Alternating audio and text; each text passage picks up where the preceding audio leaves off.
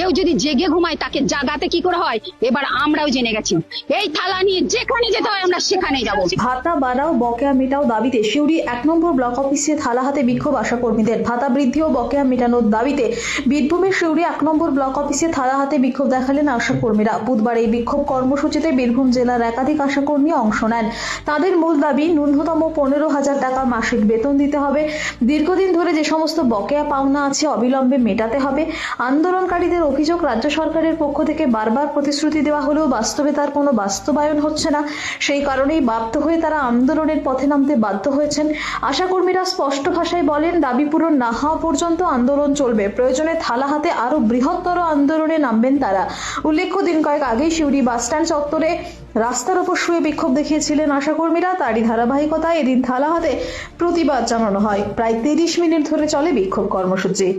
আমরা এসে 8 সাল থেকে আমরা আশা